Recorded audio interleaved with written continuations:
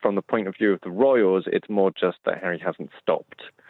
So they will be wondering, is there going to come a point where this does actually stop, or is this what Harry does now? Prince Harry, who's given another interview tonight, this time with the author and trauma expert Gerber Marte, has revealed a number of things in this question and answers.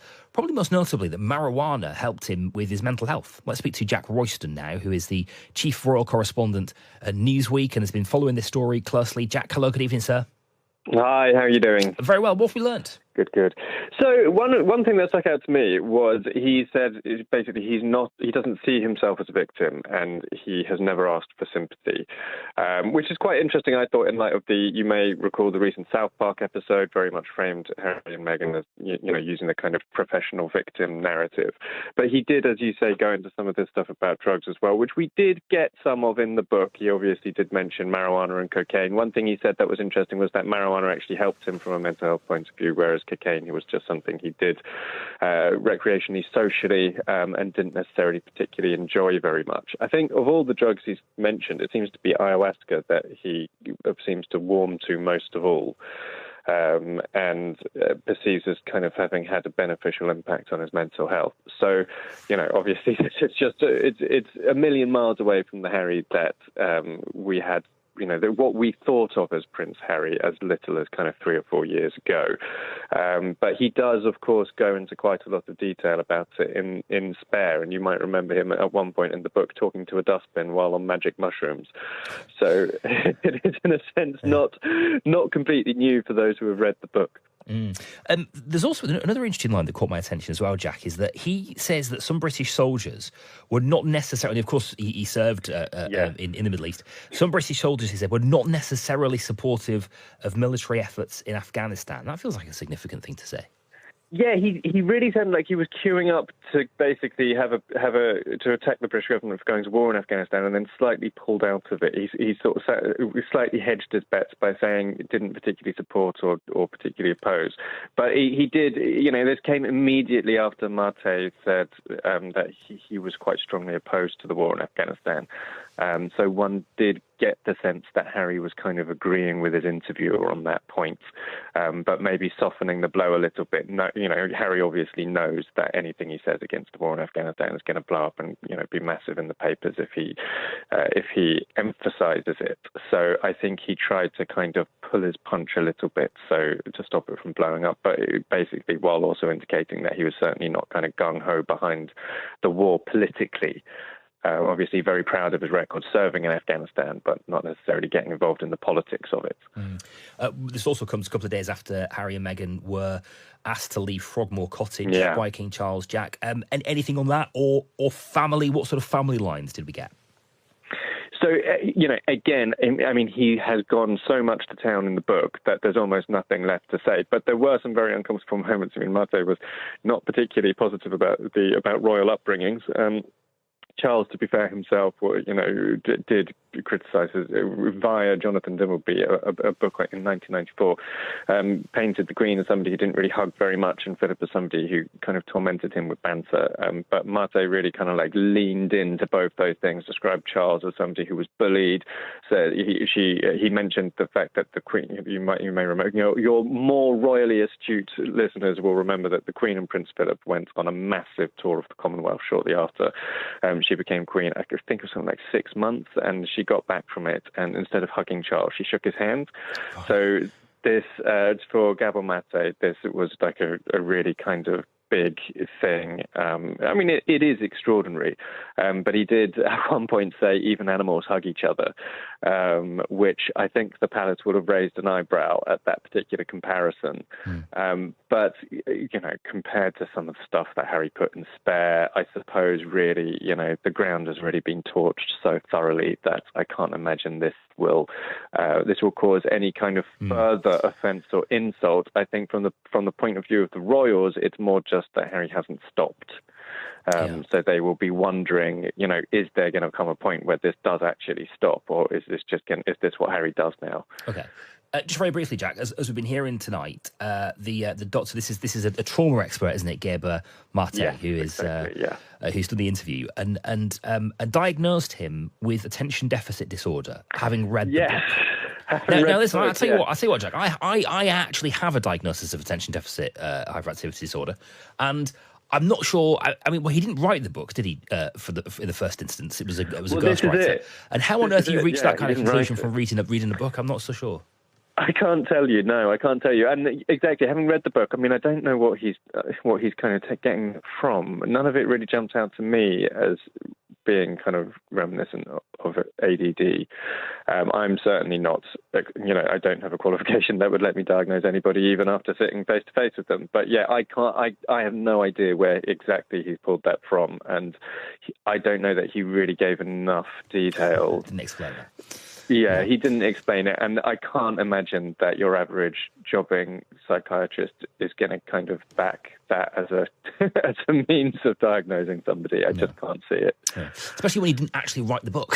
Somebody else wrote the book. I mean, some elements of the book are not going to be Harry at all, let's be honest. I mean, anyone who kind of knows their way around Prince Harry knows that some of the language in that book does not come from Prince Harry. Exactly. Listen, Jack, nice to talk to you tonight. Really appreciate your time. Welcome back to Meghan and Harry Tales, the channel where we cut through the noise and give you the unfiltered scoop on Prince Harry, Meghan Markle and their ever-evolving royal saga. Today we're tackling the headlines Prince Harry is making, his mental health revelations, his controversial comments about the Afghanistan war and the fallout of his royal family dynamics. Plus that eyebrow-raising diagnosis from Dr. Gabor Mate. Trust me, you don't want to miss this. Let's dive right in. Prince Harry sat down with renowned trauma expert Dr. Gabor Mate for an intimate conversation about his personal healing journey. One of the most talked about revelations? Harry credited marijuana as being helpful for his mental health. That's right, cannabis played a therapeutic role in his life, but it didn't stop there. Harry also mentioned his experiences with ayahuasca, a powerful hallucinogenic often used in spiritual healing ceremonies. He described it as life-changing, helping him process trauma in ways conventional methods couldn't. Compare this to his comments about cocaine, which he admitted was purely recreational and left him unimpressed. And then there's the anecdote from about chatting with a trash bin while under the influence of magic mushrooms. It's unconventional, yes, but Harry is unapologetic about exploring non-traditional paths to healing. This begs the question, is Harry dismantling the stigma around mental health and self-discovery, or is this too far for someone still tied to royal traditions? What's your take? Let us know in the comments. Next, we shift gears to Harry's time in the military, a cornerstone of his royal duties. In the interview, he shared an eye-opening perspective. Not all British soldiers supported the government's efforts in Afghanistan. Harry stopped short of outright criticism, but seemed to align with Dr. Mate's stance that the war was misguided. This is a delicate line to walk for Harry, who's always been proud of his military service. It's clear he's separating his respect for the soldiers he served with from the politics behind the mission. But his comments have already sparked debate, with some questioning whether a royal should engage in such divisive topics. What do you think? Was Harry right to share his honest take, or should he have stayed silent on this one? Frogmore Cottage, the place once gifted to Harry and Meghan by Queen Elizabeth. Now, King Charles has reportedly asked them to vacate the property. Talk about a bold move. This eviction has been described by some as a final nail in the coffin of Harry's relationship with the royal family. During the interview, Harry didn't directly address Frogmore, but the timing of this interview and its revelations speaks volumes. It seems like the rift between Harry and the palace is only growing, and yet Harry shows no signs of backing down. Could this be the monarchy's way of drawing a line in the sand, or is it an attempt to control the narrative amidst Harry's ongoing revelations? One of the most striking moments came when Dr. Mate discussed the royal family's parenting style.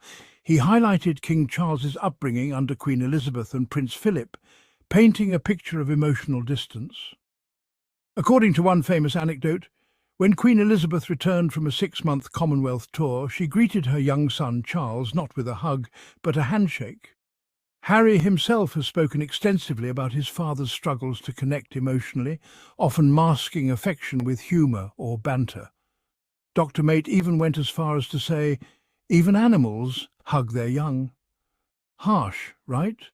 But Harry's openness about breaking generational cycles of emotional repression is something he clearly takes pride in. So is Harry's candour a sign of progress, or is it a step too far in airing the monarchy's private struggles? The palace may not comment, but we'd love to hear thoughts. Now let's talk about the diagnosis that caught everyone's attention. Dr. Mate suggested that Harry might have attention deficit disorder, ADD, based on his life and experiences. But here's the catch. Harry didn't confirm this diagnosis, and Dr. Mate's reasoning was vague at best. What's more, critics are questioning how such a conclusion could be reached without a formal evaluation. Some have even pointed out that parts of Harry's memoir, Spare, don't read like they were written by him at all, casting doubt on whether ADD symptoms are present. Is this just an overreach by Dr. Mate, or is there merit to his observations? It's a fascinating debate that's sure to spark opinions on both sides. Prince Harry's journey continues to captivate the world, whether you see him as a trailblazer, a truth-teller, or a royal rebel. One thing's for sure, his story isn't over yet, and we'll be here to cover every twist and turn. What do you think about Harry's mental health revelations, his take on the Afghanistan war, and the ongoing royal family drama? Share your thoughts in the comments below. And let's keep the conversation going. Thanks for tuning in to Meghan and Harry Tales. Don't forget to like, subscribe, and hit that notification bell to stay updated on all things Harry and Meghan. Until next time, stay curious, stay informed, and stay royal.